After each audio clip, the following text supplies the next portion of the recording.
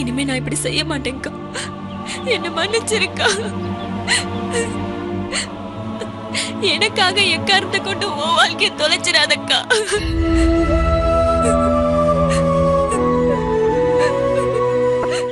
கண்டிப்பா அந்த லைப்ரரியனை பத்தி விசாரிச்சு சொல்றேங்க. ஆனா நீங்களும் மறக்காம உங்க செல்லுக்கு வந்திருக்கிற அந்த நம்பருக்கு சக்திவேல் அண்ணா கொஞ்சம் பேச சொல்லுங்க.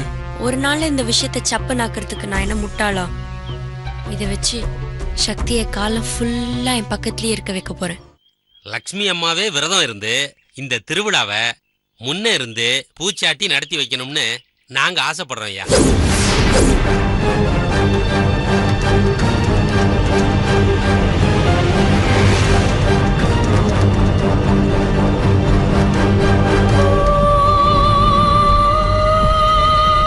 நீங்க எல்லாரும் என்ன சொல்றீங்கயா?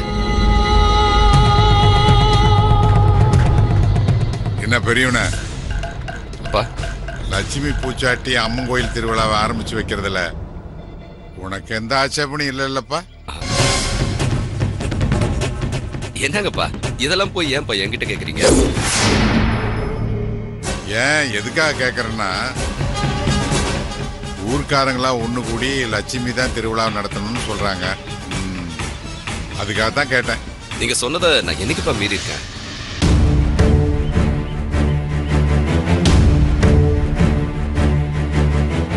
இல்லடா, உனக்கு கல்யாணம் ஆயிடுச்சு, உன் பொண்டாட்டிக்கு முதல் மரியாதை கொடுக்கணும்னு நீ யோசிக்க போறியோன்னு கேட்டேன்.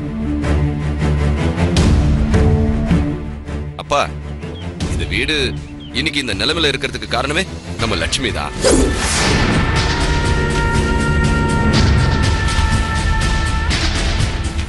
லட்சுமி கோயிலுக்கு விரதம் இருந்து பூச்சாட்டுறதுல எனக்கு ரொம்ப சந்தோஷம்பா.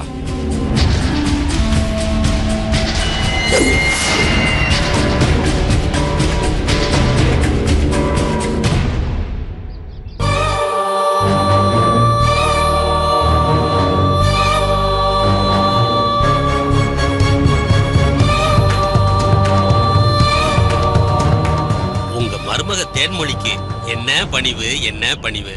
புருஷன் பேசின பேச்சுக்கு மறுபேச்சு பேசாம போறாங்களே ஐயா.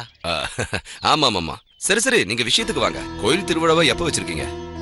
இப்பதானே நாட்டாமையாட்ட அனுமதி கேட்டு வாங்கியிருக்கோம். உடனே நல்ல நாள் பார்த்து சொல்லிடுறோம். இப்ப இருந்தே லட்சுமி அம்மாவை விரதம் இருக்க சொல்லுங்க. கண்டிப்பா சொல்றேன். அப்ப நாங்க உத்தரவு வாங்கிக்கிறோம். சரி, வரோம் ஐயா. வரோம்மா. போயிட்டு வாங்க.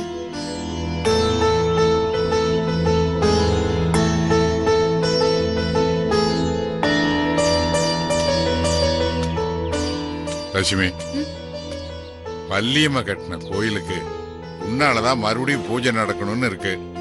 சந்தோஷமா அதை நடத்தி வைமா. என்ன மாமா, ஊர்க்காரங்க இருந்ததுனால அப்ப என்னால எதுவும் பேச முடியல. தேன்மொழி அக்கா தான் விரதம் இருந்து திருவிழாவை நடத்தணும். அவங்களுக்கு தானே இந்த மரியாதை கிடைக்கணும். நீ முன்னால நின்னு இந்த திருவிழா நடத்தணும்னு ஊர்க்காரங்க ஆசைப்படுறாங்க. நல்ல விஷயம், நல்ல காரியம். அவங்க ஆசையை நீ ஏன் மறுக்கிற? இதுக்கு ஒத்துக்கம்மா. நீ தானே இந்த வீட்டுக்கு வந்த முத மருமக. நடத்து. உனக்கு பின்னால நாங்கெல்லாம் இருக்க. நல்லபடியா திருவிழா நடத்து. சரிங்க மாமா. சரி.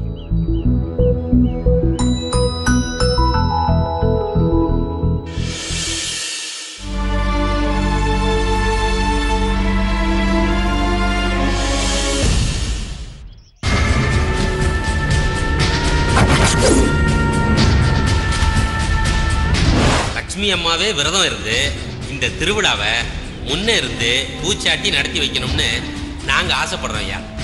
லட்சுமி பூச்சாட்டி அம்மன் கோயில் திருவிழாவை ஆரம்பிச்சு வைக்கிறதுல உனக்கு எந்த ஆட்சேபனும் இல்லப்பா? என்னங்கப்பா இதெல்லாம் போய் ஏன்பா என்கிட்ட கேக்குறீங்க?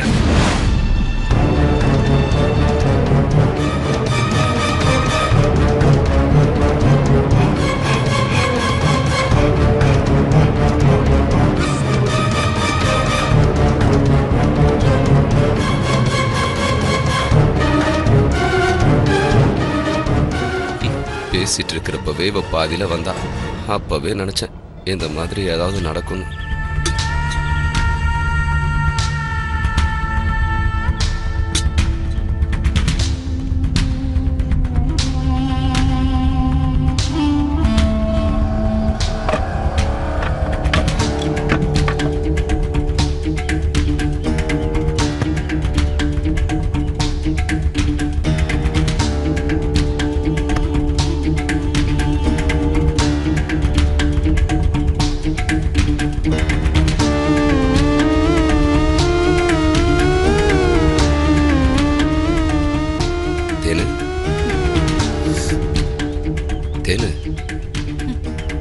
தேன்மொழி இங்க பாரு. என்னத்த பாக்குறது? தேனு, கோவப்படாத தேனு. ஊர்க்காரங்க கிட்ட பேசிட்டு இருக்கும் போது நீ இந்த மாதிரி பாதியில வர்றது நல்லாவா இருக்கு? அப்பா உன்னை பத்தி என்ன நினைப்பாரு? உங்க அப்பா நினைக்கிறது இருக்கட்டும், முதல்ல நான் நினைக்கிறத சொல்றேன். இந்த வீட்டுக்கு மூத்த மருமக நான். ஏன் எதிரிலேயே அந்த லக்ஷ்மிக்கு கோயில்ல முதல் மரியாதை பண்ணுவாங்களாம். அவதான் தீபம் ஏத்தி திருவிழாவை ஆரம்பிக்கணுமா? அவதான் விரதம் இருக்கணுமா? விட்டா அவ தலையில கிரீட வச்சு மகாராணின்னு பட்டம் கொடுத்துருவீங்க போல இருக்கு. இதையெல்லாம் பார்த்துக்கிட்டு என்ன வெங்காயத்துக்கு நான் இங்க இருக்கணும்?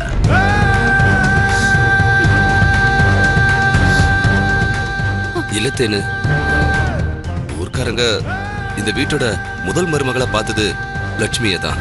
அதனாலதான் அப்படி பேசினாங்க. அது அப்போ. இப்பதான் குத்து கல்லாட்டம் மூத்த மருமகன் நான் இருக்கேன்ல.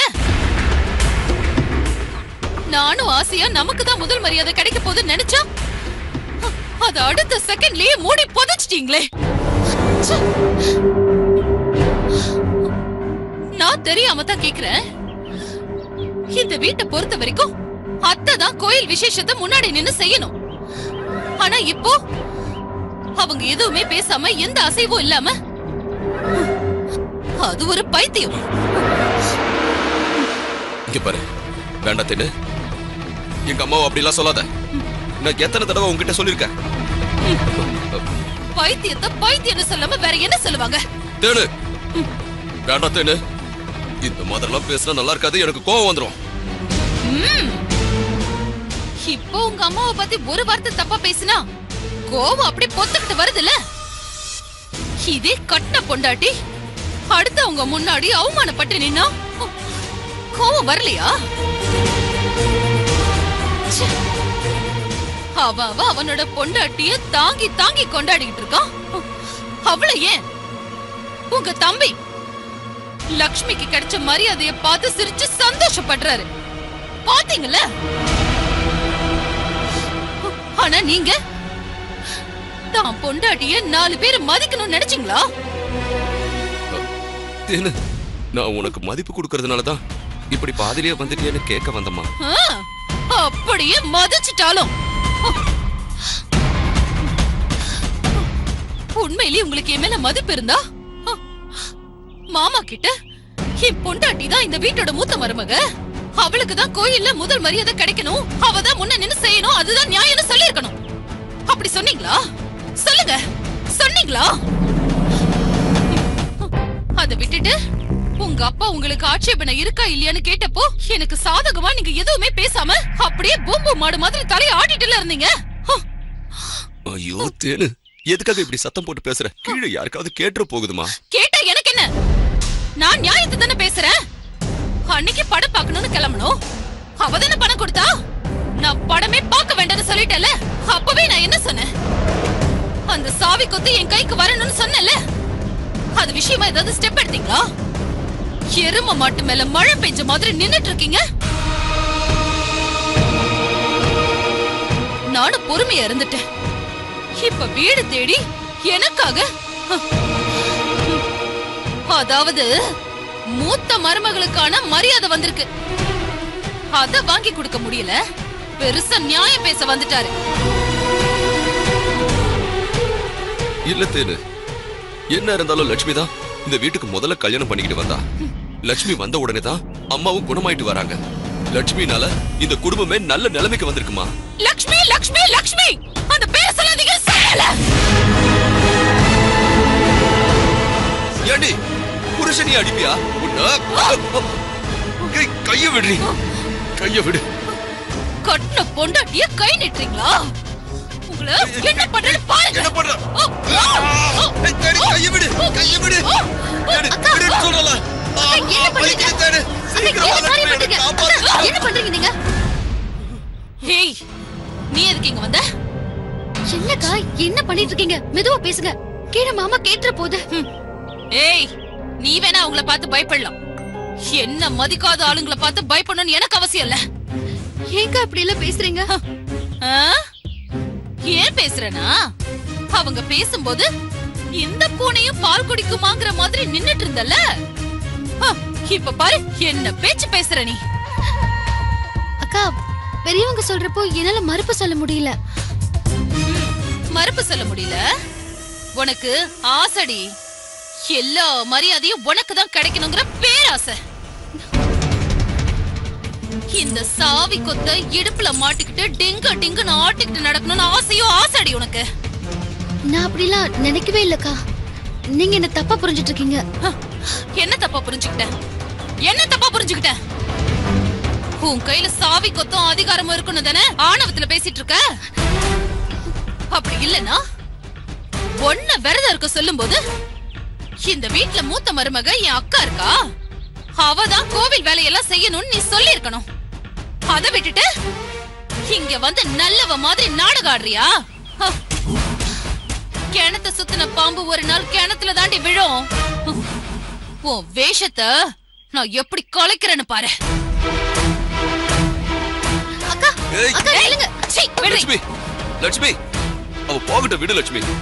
உன்னையும் கடிச்சு கிடிச்சு வச்சிட போறா. என்ன மாமா இவங்க? இங்க பாரு லட்சுமி, அவ அப்பா அவளுக்கு கறிய வாங்கி போட மாட்டான் போல இருக்கு, கையை கடிச்சிட்டா. இல்ல, இவளை எங்க இருந்து லட்சுமி பிடிச்ச இந்த பிசாச? மாமா சரியான பைத்தியக்காரியா இருக்கா. சத்தம் போடாதீங்க, கீழே கேக்கும். இங்க பாரு லட்சுமி, இந்த மருந்து எடுத்துட்டு வர இருங்க.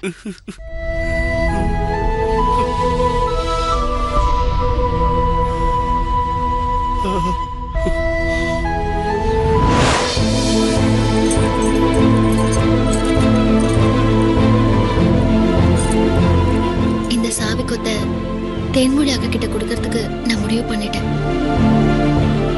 நான் கொடுத்தா மாமா வாங்க மாட்டாரு. நீங்களே கொடுத்துருங்க. ஏன் திடீர்னு இந்த முடிவு? பெரிய மாமா தேன்மொழி அக்கா கிட்ட மாட்டிக்கிட்டு படுற பாட என்னால பார்க்க முடியல. இந்த வயசுலயும் மனுஷன் கடி வாங்கிட்டு அடி வாங்கிட்டு இருக்காரு. இதெல்லாமே இந்த சாவி கொத்தால தாங்க. இந்த பிரச்சனை முடியணும்னா இந்த சாவி கொத்த தேன்மொழி அக்கா கிட்ட கொடுக்கணும். சாவி கொத்த அண்ணி கிட்ட கொடுத்துட்டா அவங்க மாறிடுவாங்கன்னு நம்புறியா? சொல்லு லட்சுமி. அவங்க மாறினாலும் மாறாட்டியும் சாவி கொத்த அவங்க கையில இருக்கிறதாங்க முறை. அவங்க தானே இந்த வீட்டோட மூத்த மருமக. நான் நடிக்க வந்தவ. எப்படியும் நான் இந்த வீட்டை விட்டு போக போறவ தானே. அப்படி போகும்போது இந்த சாவி கொத்து தேன்மொழி அக்கா கைக்கு தான் போகும். அதுக்குள்ள பெரிய மாமாக்கும் அக்காவுக்கும் இந்த சாவினால சண்டை வருங்க. அதுக்கு எதுக்கு நம்ம இடம் கொடுக்கணும்? பெரிய மாமா சந்தோஷமா இருக்கணும் தானே இந்த கல்யாணத்தை பண்ணி வச்சோம். எங்க அப்பாவை பத்தி உனக்கு தெரியாது. அவர் உன்கிட்ட சாவி கொத்த கொடுக்கும் போதே இந்த வீட்டை நீதான் பாத்துக்கணும்னு சத்தியம் வாங்கியிருக்காரு. அவர் கொடுத்த பொருளையும் கொடுத்த வாக்கையும் திருப்பி வாங்கினதா சரித்திரமே கிடையாது. அப்படிப்பட்ட நல்லவர்கிட்ட இன்னும் பொய் சொல்லி நடிக்கிறோமேன்னு மனசுக்கு கஷ்டமா இருக்கு. ஒரு நல்லது நடக்க போறதுக்கு எல்லாத்தையுமே சகிச்சுட்டு தான் இருக்கணும். அப்படிதான் நானும் சகிச்சிட்டு இருக்கேன். அண்ணி அண்ணனுக்கு சரியான பொண்டாட்டியா இல்ல, அவசரப்பட்டு கல்யாணம் பண்ணிட்டோமோன்னு அப்பா கவலையில இருக்காரு. இருந்தாலும் நீ பார்த்து செஞ்சு வச்ச கல்யாணம் உன் மனசு கஷ்டப்படக்கூடாதுன்னு தான் அவர் எதுவுமே பேசாம இருக்காரு. இதுக்கு மேல இந்த சாவி கொத்து என் கையில இருந்தா பிரச்சனை இன்னும் அதிகமா தாங்க ஆகும். நீ 4 பக்கமும் யோசிச்சுதான் இந்த முடிவு எடுத்திருக்கியா லட்சுமி? இருந்தாலும் மறுபடியும் கொஞ்சம் யோசிச்சு பாரு. ஏண்டா இத புடி. இந்த வீட்டோட நிர்வாகம் உன்கிட்ட தான் இருக்கணும்னு அப்பா ஆசைப்படுறாரு. நாங்களும் அதான் ஆசைப்படுறோம்.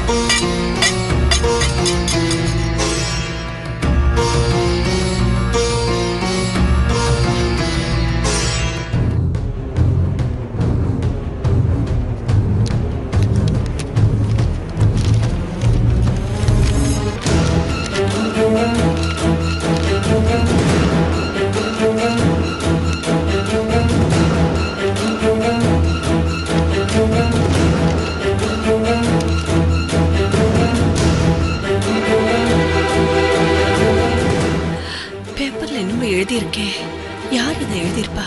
என்னம்மா முணங்கிட்டு இருக்க? மனசே சரியில்லடி.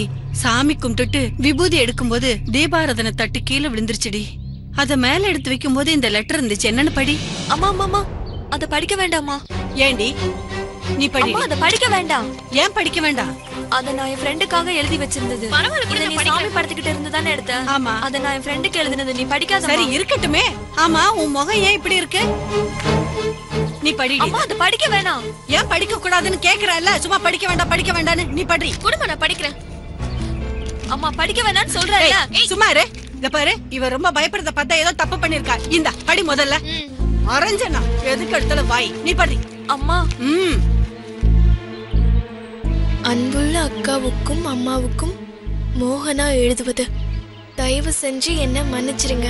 லக்ஷ்மி அக்கா, நான் செஞ்ச தப்புக்காக நீங்க மைனரை கல்யாணம் பண்ணிக்க வேண்டாம்.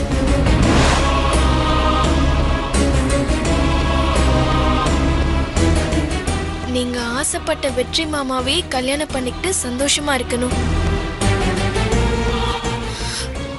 இதுக்கு மேலேயும் நான் உயிரோட இருந்தா நான் கர்ப்பமா இருக்கிற விஷயம் இந்த ஊருக்கு தெரிஞ்சு போயிடும்.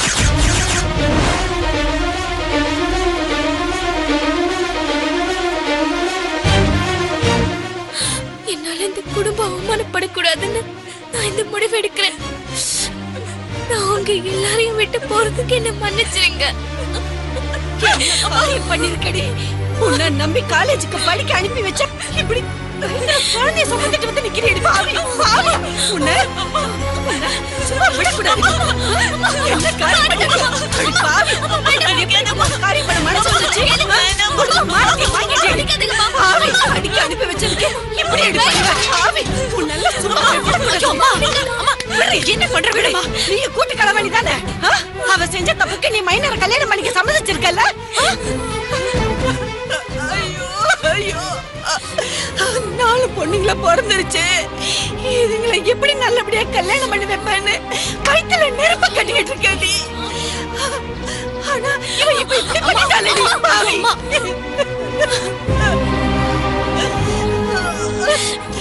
ஆம்பளைங்க இல்லாத வீடாச்சேன்னு பொண்ணுங்களை தைரியமா வளர்க்கணும்னு சொல்லி உங்களை நான் வளர்த்துனேடி. இனிமே நான் என்னடி பண்ணுவேன்? மத்த பொண்ணுங்களுக்கு நான் எப்படி கல்யாணம் பண்ணுவேன்? அம்மா இது பாருங்கடி, இவ பண்ண தப்ப நீங்க யாராவது பண்ணீங்க அப்புறம் நான் உயிரோடவே இருக்க மாட்டேன்டி. உயிரோடவே இருக்க மாட்டேன். அம்மா அம்மா என்னம்மா இது? அழாதம்மா. நாங்க போய் அப்படி பண்ணுவோம் மாமா.